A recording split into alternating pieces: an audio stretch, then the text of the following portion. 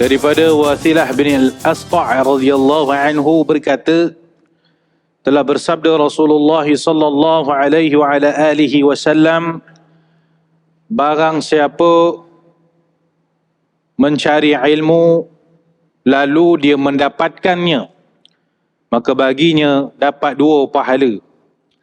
Dan barang siapa yang mencari ilmu tetapi dia tidak mendapatkannya, maka baginya dapat 1 pahala. Alhamdulillahi Rabbil Alamin, wa bihi nasta'in ala umuri dunya wad din. Allahumma salli wa sallim wa barik ala Sayyidina. Kasih mic. Sekali lagi. Okey, terima kasih. Allahumma salli wa sallim wa barik ala Sayyidina Maulana Muhammad, الفاتح لما أغلق والخاتم لما سبق ناصر الحق بالحق والهادي إلى صراطك المستقيم وعلى آله وصحبه حق قدره مقداره العظيم في كل لمحة ونفس عدد ما وسعه علم الله.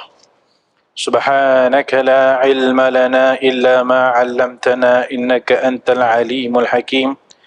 لا إله إلا أنت سبحانك إني كنت من الظالمين. اللهم بارك لنا في رجب وشعبان وبلغنا رمضان. نويت الاعتكاف في هذا المسجد لله تعالى. Tuan-tuan dan puan-puan, para jemaah yang dirahmati Allah Subhanahu wa taala, alhamdulillah, dengan kesempatan yang diberikan oleh Allah Subhanahu wa taala, pada malam ini kita teruskan kuliah maghrib dengan mempelajari beberapa hadis Nabi SAW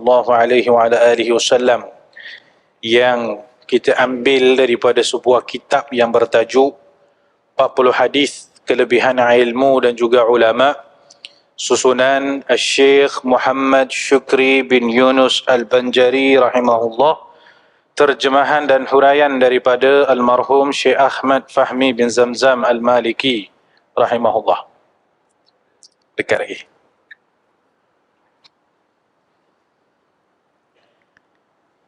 Okay. Hadis yang ke-25. Bismillahirrahmanirrahim. Wa an Wasilah bin Al-Asqa' radhiyallahu anhu yaqulu qala Rasulullah sallallahu alaihi wa ala alihi wasallam, man talaba al-ilma fa adrakahu kana lahu kiflani min al-ajri fa in lam yudrikhu kana lahu kiflun min al-ajri. Akhrajahu ad-Darimi fi sunanihi. Daripada Wasilah bin Al-Asqa' radhiyallahu anhu berkata, telah bersabda Rasulullah sallallahu alaihi wa ala alihi wasallam, barang siapa mencari ilmu lalu dia mendapatkannya, maka baginya dapat 2 pahala.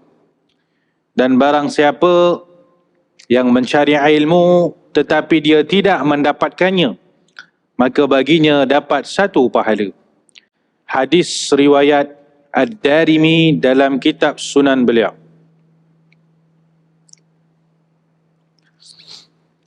Hadis ini, tuan-tuan dan puan-puan, menerangkan salah satu kelebihan orang-orang yang menuntut ilmu pengetahuan. Dan melalui hadis ini Nabi SAW sebenarnya nak memberikan dorongan dan juga motivasi kepada umatnya supaya umatnya sentiasa bersungguh-sungguh, berkeinginan tinggi dalam mencari ilmu pengetahuan. Jadi di sini Nabi menerangkan kalau orang mencari ilmu pengetahuan, dia dapat ilmu tersebut, dia faham ilmu tersebut, maka Allah berikan kepada dia 2 pahala. Tetapi kalau dia cari ilmu pengetahuan, dia tak faham-faham, tak juga menguasai ilmu tersebut, dia tetap mendapat 1 pahala. Maksudnya, orang yang mencari ilmu, dia faham ataupun tidak, tetap dia mendapat keuntungan. Kalau dia cari ilmu dan dia faham, maka Allah bagi 2 pahala. Kalau dia cari ilmu tapi dia tak faham, tetap Allah Ta'ala bagi dia satu pahala. Ini dia motivasi yang Nabi nak bagi kepada umatnya supaya sentiasa bergelumang dengan ilmu pengetahuan. Jadi tuan-tuan,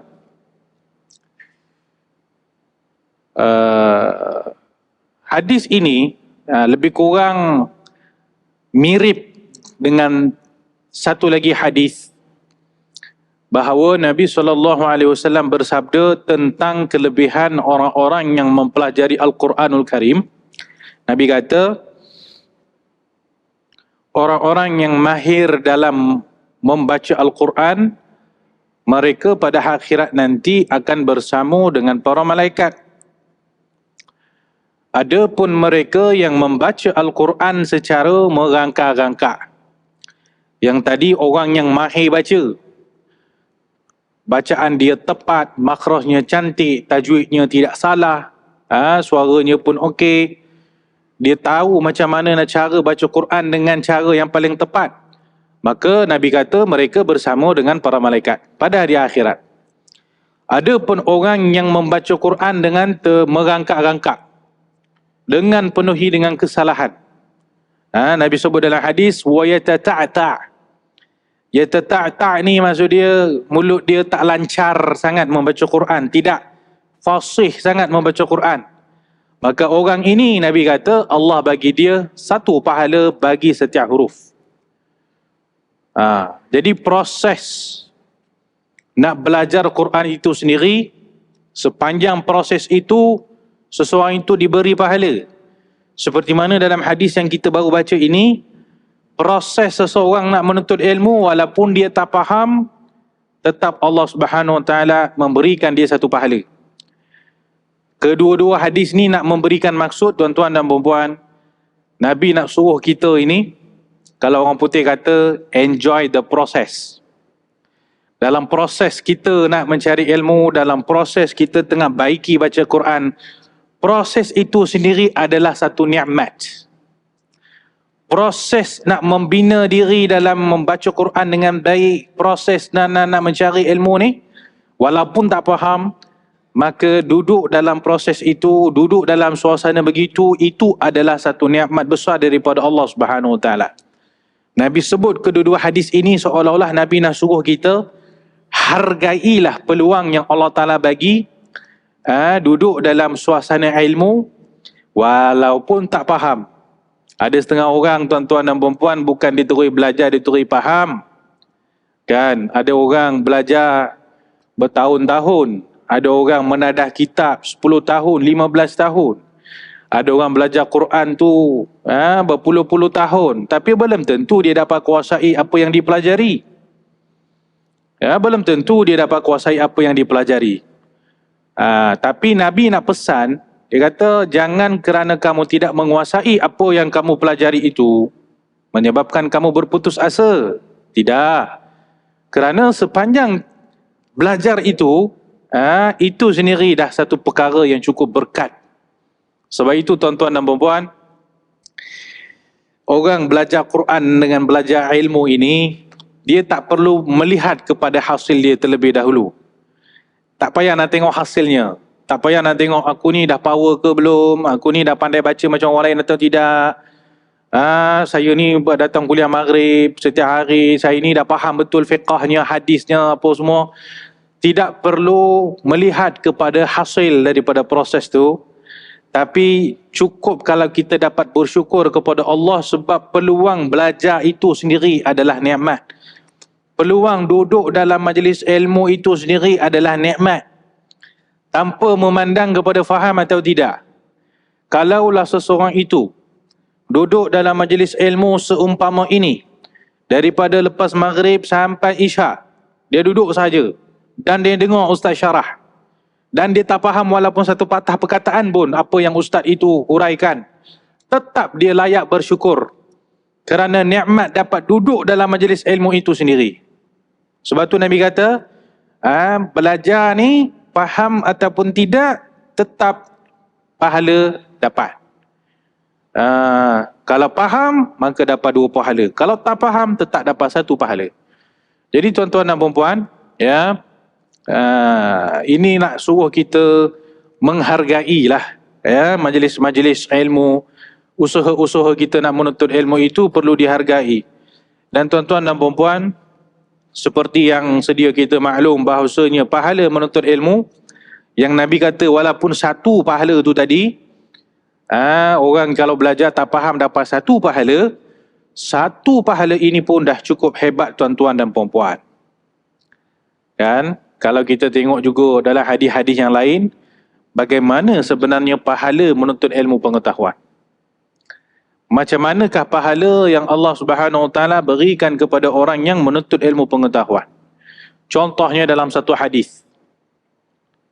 Nabi SAW telah bersabda, Man ghada ilal masjid la yuridu illa liyata'allama khairan أو يعلمه كان له أجر معتمر تام العمرة فمن راح إلى المسجد لا يريد إلا ليتعلم خيرا أو يعلمه فله أجر حاج تام الحجة. Maksudnya, barang siapa yang pergi ke masjid dengan tujuan untuk mempelajari sesuatu kebaikan atau mengajarkannya, maka baginya pahala seperti orang yang menunaikan umrah dengan sempurna. Dan barang siapa yang pulang ke masjid dengan tujuan untuk mempelajari sesuatu kebaikan atau mengajarkannya, maka baginya pahala seperti orang yang menunaikan haji dengan sempurna. Jadi maksudnya, orang pergi masjid kerana dengan niat dia nak menuntut ilmu, maka orang ni Nabi SAW sebut dia akan dapat pahala sama seperti pahala umrah yang sempurna. Dan barang siapa yang pergi pada malam hari, yang tadi itu siang hari, barang siapa yang pergi ke masjid pada siang hari untuk menuntut ilmu, maka bagi dia pahala seperti pahala umrah yang sempurna. Dan barang siapa yang pergi ke masjid pada malam hari dengan tujuan untuk mempelajari sesuatu ataupun untuk mengajarkan sesuatu, maka baginya pahala haji yang sempurna. Jadi tuan-tuan,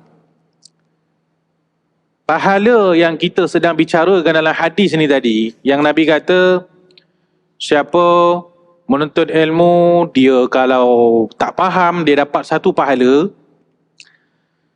Satu pahala yang Nabi maksudkan yang dapat dekat orang yang tak faham ilmu ni, boleh jadi satu pahala itu bermakna sama satu pahala ni dengan pahala seumpama umrah yang sempurna atau haji yang sempurna. Ini nak bagi tahu, mungkin ada setengah orang dia kata, alah, dapat satu pahala je. Kalau belajar tapi tak faham, dapat satu pahala je. Dia nampak satu pahala ni nampak macam kecil. Satu pahala ni dia nampak macam kecil.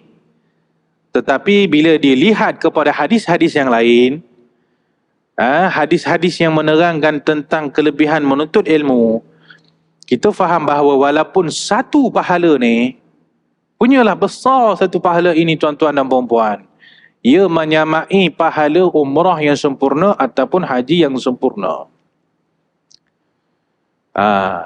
Jadi tak bolehlah kita kata pandang rendah pada satu pahala ini, kerana satu pahala itu sendiri dah cukup besar. Ya, jadi cara nak faham hadis tu juga bukanlah bermakna bila kita dah pergi menuntut ilmu ke masjid, kita rasa ni dah dapat dah pahala haji ni dapat. Pahala umrah pun dah dapat. Jadi lepas ni tak payah buat umrah, dia kata. Lepas ni tak payah pergi haji, sebab dah dapat dah pahala haji. Kan? Kot ada yang faham hadis ini macam tu.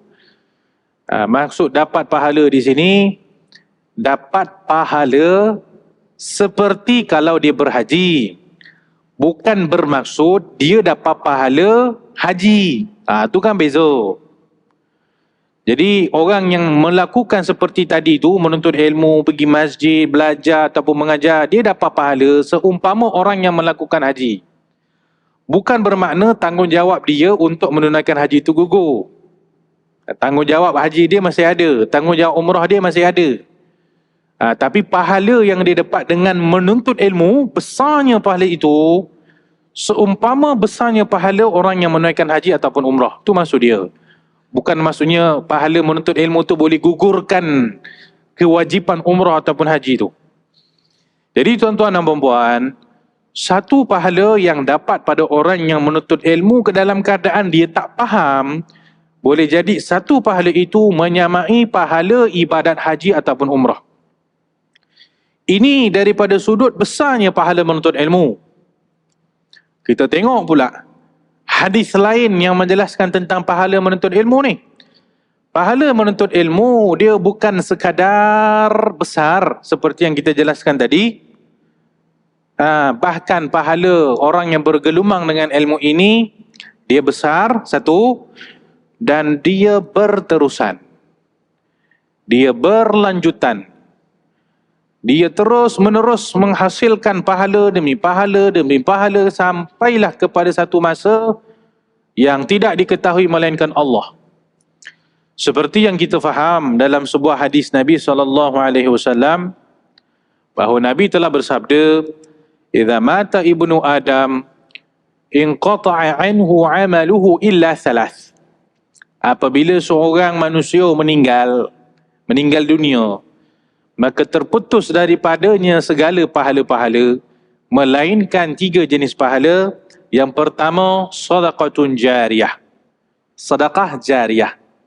Sedekah yang boleh dimanfaatkan berulang kali.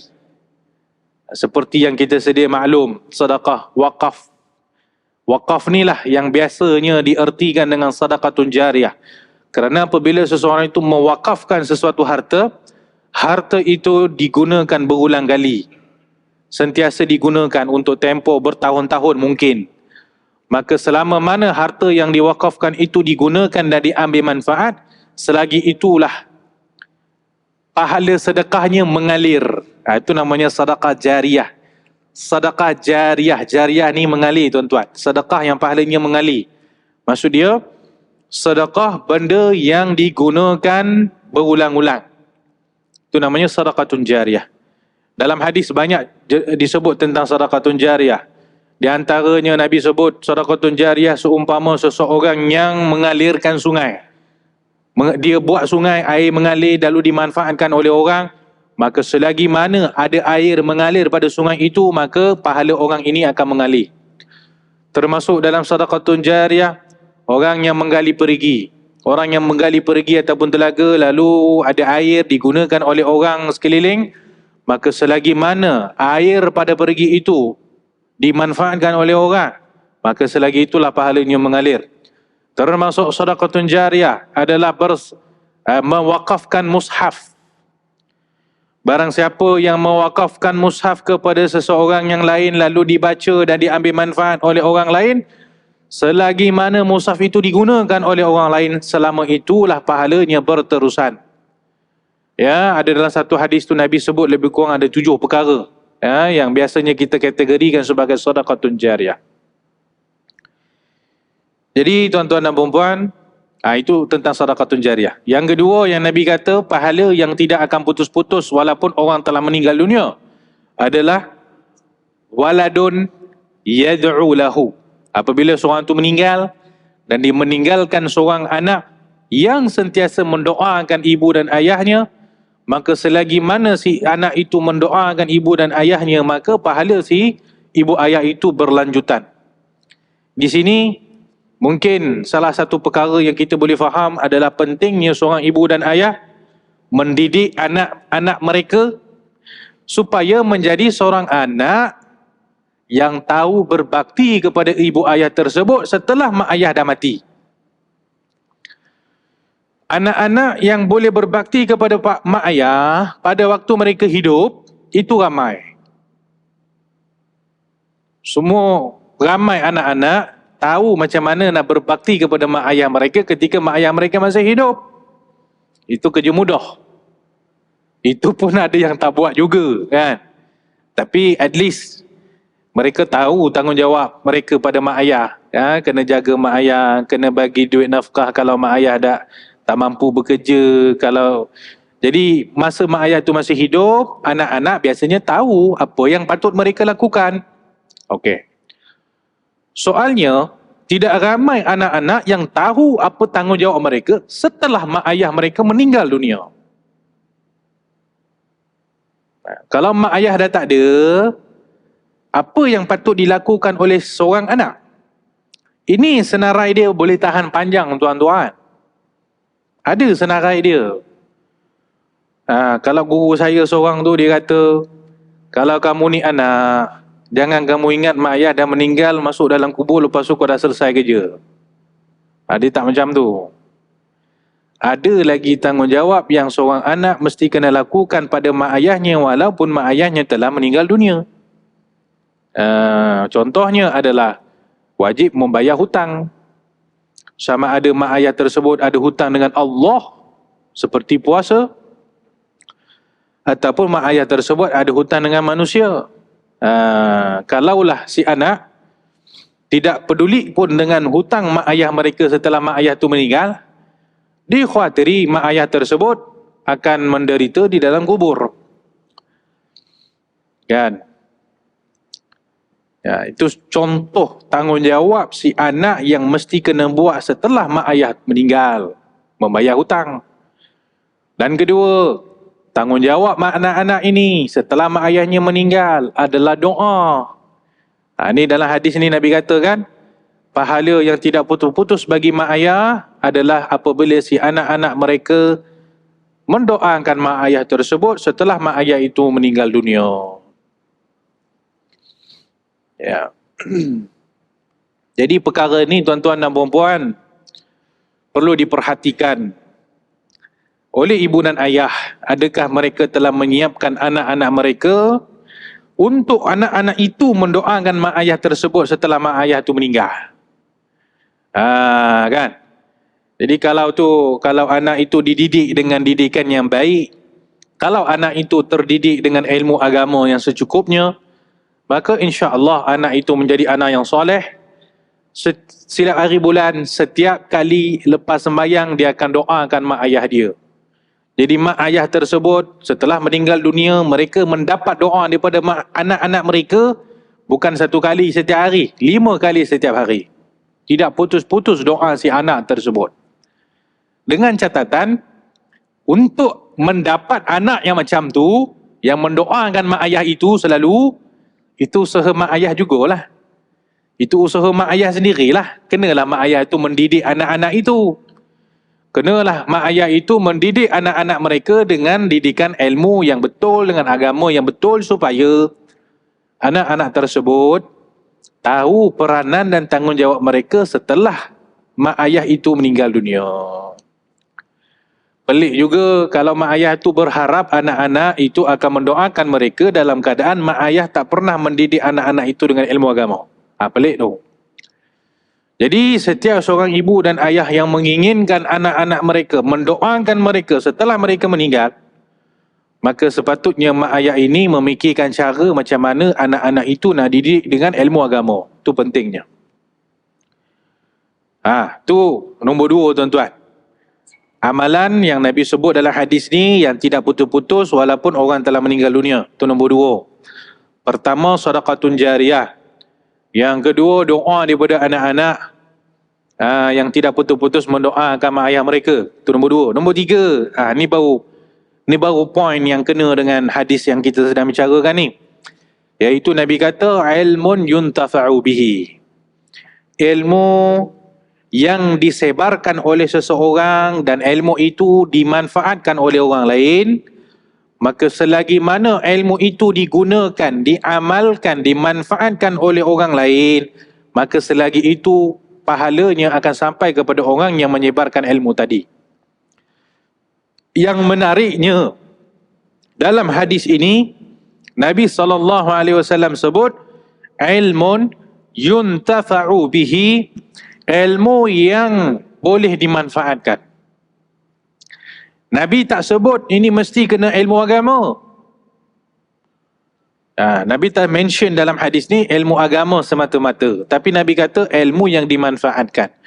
Maksudnya segala satu jenis ilmu yang boleh memanfaatkan orang lain daripada sudut dunia ke, daripada sudut akhirat ke, maka pahalanya akan tetap sampai kepada orang yang mengajarkan tadi.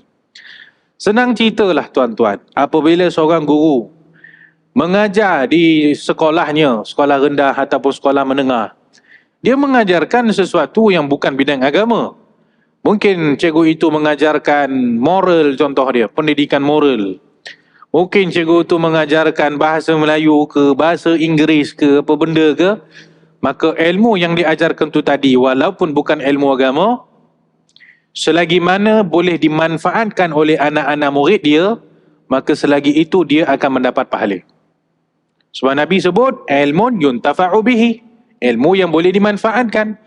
Maksudnya kita faham apa jua ilmu yang disebarkan selagi mana ilmu itu bermanfaat untuk dunia maupun akhirat, maka ianya adalah ilmu yang boleh mendatangkan pahala bagi orang tersebut. Jadi apa jua ilmu pun selagi bermanfaat, boleh menyebabkan orang yang telah meninggal itu dapat manfaat. Tetapi of course lah tuan-tuan, ilmu yang paling bermanfaat untuk seseorang itu adalah ilmu akhirat.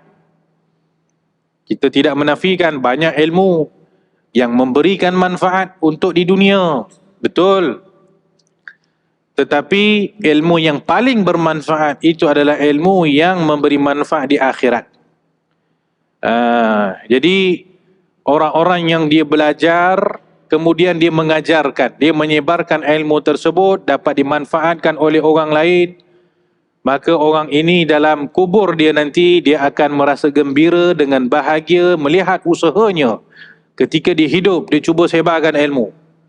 Jadi hasil daripada usaha dia menyebarkan ilmu tu, dapatnya nanti dalam kubur. Jadi maksudnya di sini tuan-tuan dan puan-puan, jadi bila Nabi SAW bersabda, orang kalau menuntut ilmu, dia faham dapat 2 pahala, dia tak faham dapat 1 pahala. Kita cuba nak fahamkan, yang dapat 1 pahala ni macam mana rupa dia. Jadi 1 pahala yang dapat dekat orang yang tak faham tu tadi, pertama besarnya pahala itu, hampir pahala itu menyamai ibadat haji ataupun ibadat umrah yang sempurna. Daripada sudut besarnya pahala itu. Kedua, pahala yang dia dapat, sekiranya dia dapat menyebarkan ilmu tu tadi kepada orang lain sampai boleh dimanfaatkan pula oleh orang lain, maka pahalanya di sini adalah pahala yang berterusan. Dalam besar. Dalam pahala itu besar. Dan pahala itu berterusan sampailah ilmu itu tersebar, dimanfaatkan oleh berapa ramai orang, maka pahalanya itu berterusan.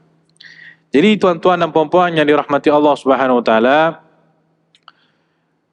bila kita tengok pahala ini berterusan, maka di sini kita kena faham satu lagi perkara, bahawa orang-orang yang sangat beruntung di sisi Allah Subhanahu Wa Taala itu adalah golongan-golongan yang telah bertungkus lumus menyebarkan ilmu sebelum kita.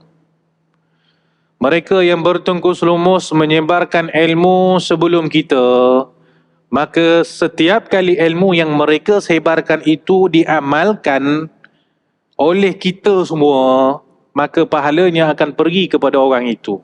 Contohlah tuan-tuan, apabila kita mempelajari ilmu fiqh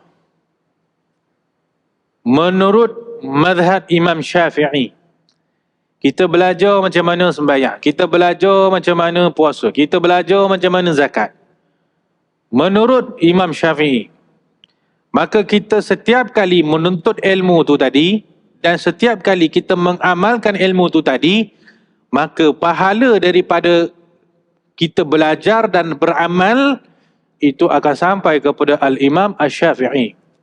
Kerana beliaulah yang telah menyebarkan ilmu tersebut, disambung dengan para ulama setiap generasi, sampai pada hari ini kita dapat belajar, kita dapat beramal, kita dapat sebar, maka segala pahala ini secara zaman berzaman, secara generasi, setiap generasi, pahalanya sampai kepada imam-imam kita yang terlebih dahulu.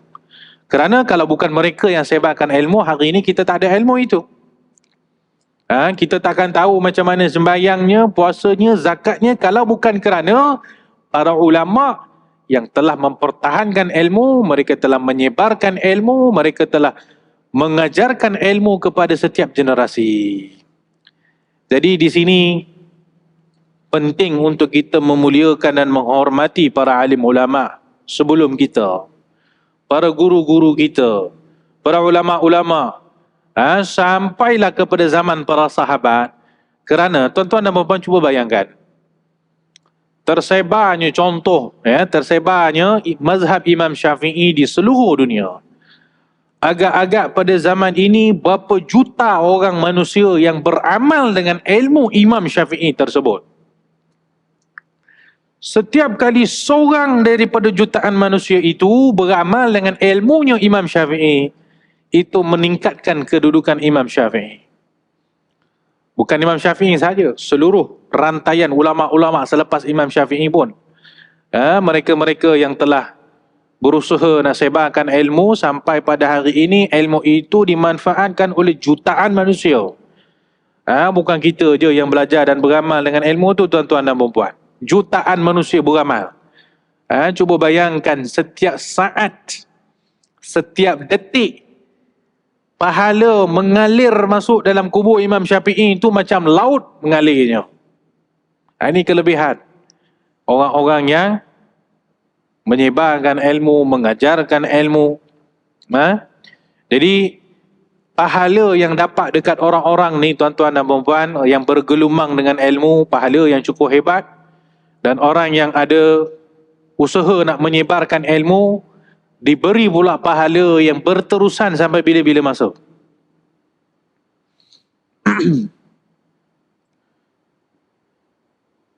Dan pahala orang menuntut ilmu ni juga, tuan-tuan dan puan-puan yang dirahmati Allah Subhanahu Wa Taala, berkekalan, bukan sahaja kat dunia ini. Selama mana ilmu itu dimanfaatkan, bukan setakat tu je, bahkan yang paling penting sekali adalah di akhirat. Paling penting sekali ada di akhirat. Orang-orang yang bergelumang dengan ilmu, yang sentiasa bersungguh-sungguh menuntut ilmu, mereka akan melihat hakikat kesungguhan mereka menuntut ilmu tu. Hakikatnya nanti lihat pada di akhirat kelak, bagaimana ilmu itu sendiri akan menjadi syafaat yang paling unggul kepada seseorang itu di akhirat. Bagaimana mungkin seseorang itu akan melihat pahala yang seumpama gunung ganang itu terhasil daripada kesungguhan dia itu menuntut ilmu. Contohnya tuan-tuan dan puan-puan, ada satu hadis yang pernah kita kongsikan juga sebelum ini, bahawa apabila seseorang mempelajari Al-Quran dan selalu membaca Al-Quran dan dia beramal dengan Al-Quran, maka pada hari akhirat ibu dan ayahnya akan dipakaikan dengan mahkota yang diperbuat daripada cahaya, di mana cahaya yang terpancar daripada mahkota ini akan mengalahkan cahaya matahari yang ada kat dunia. Cahaya matahari tu kalah dengan cahaya yang terpancar daripada mahkota yang akan dipakaikan kepada ibu dan ayah bagi seseorang yang mempelajari ilmu Quran. Cuba kita faham betul-betul hadis ini, tuan-tuan. Ada orang belajar Quran, dia beramal dengan Quran. Mak ayah dia dapat mahkota. Jadi kalau mak ayah dia boleh dapat mahkota yang begitu hebat, cahaya daripada mahkota ini boleh mengalahkan cahaya pada matahari pada dunia ni, ni mak ayah ni. Maka bagaimana agak-agak kedudukan orang yang ni tadi. Yang dapat mahkota bukan dia. Yang dapat mahkota mak ayah dia. Mak ayah dia boleh dapat mahkota macam tu. Jadi diri orang ni agak-agak macam mana Allah akan muliakan dia pula. Ini kemuliaan ahli ilmu, secara khususnya ahlul Quran. Dia belajar Al-Quran, dan dia mengajar Quran, dan dia beramal dengan Quran, maka mak ayah dia boleh dapat mahkota yang begitu hebat, maka bagaimana pula orang ni sendiri Allah akan muliakan dia. Ini beberapa hadis, dan banyak lagi hadis yang kita boleh kongsikan berkenaan bagaimanakah kelebihan orang-orang yang bergelumang dengan ilmu. Jadi tuan-tuan dan puan-puan yang dirahmati Allah Subhanahu Wa Taala, banyak hadis-hadis yang disebutkan tadi sebenarnya nak menyuruh kita ini merasa teruja untuk duduk dalam majlis-majlis ilmu seumpama ini. Nak buat dengan kita ni rasa suka dengan ilmu pengetahuan. Nak merasakan, nak bagi tahu kita ni tuan-tuan dan puan-puan, bahawa di samping ibadat-ibadat yang kita lakukan, salah satu bekalan terpenting untuk hari akhirat itu adalah ilmu pengetahuan itu sendiri.